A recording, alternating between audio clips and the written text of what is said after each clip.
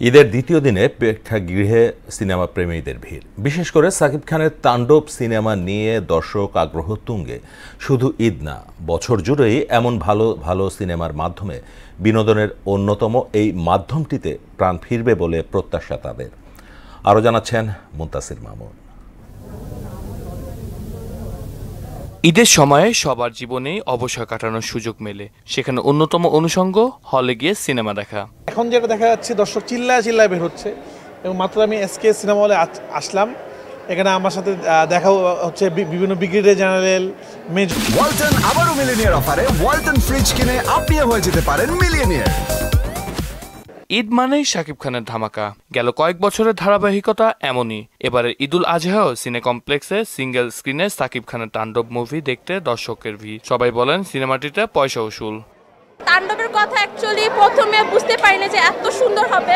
লাস্টের যে টুইস্টটা সেটা সবচেয়ে বেশি ভালো লেগেছে। সাকিবের সবগুলো ভালো। তাণ্ডব নিউ বের হয়েছে, তুফানের থেকে আর একটু উন্নত হয়েছে, দ্যাটস ওয়াই তাণ্ডবই থাকবে সামনে।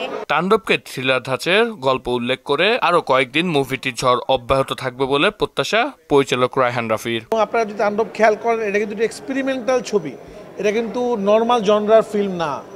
এই জনরা সিনেমা, এই জনরা ফিল্ম বাংলাদেশে খুব একটা হয়নি আগে আসলে। তো এই জনরাটা যে মানুষ দেখছে এবং মানুষ এনজয় করছে, এই জন্য আমরা খুবই হ্যাপি। ছোট পর্দা থেকে উঠে আসা সাবিলা নূর অভিনয় করেছেন তাণ্ডবে। নিজের চরিত্রকে ফুটিয়ে তুলতে আপ্রাণ চেষ্টা করেছেন বলে জানান অভিনেত্রী। আসলে এখানে আমি পুরো ক্রেডিটটা দিতে চাই আমাদের পরিচালক রায়হান রাফি ভাইয়া। উনি এত সুন্দরভাবে কাজটিতে ডিরেকশন দিয়েছেন এবং আমার ক্যারেক্টারে আমাকে আসলে শুটিংয়ের আগেই বুঝিয়ে দিয়েছিলেন যে সে কী চেয়েছে।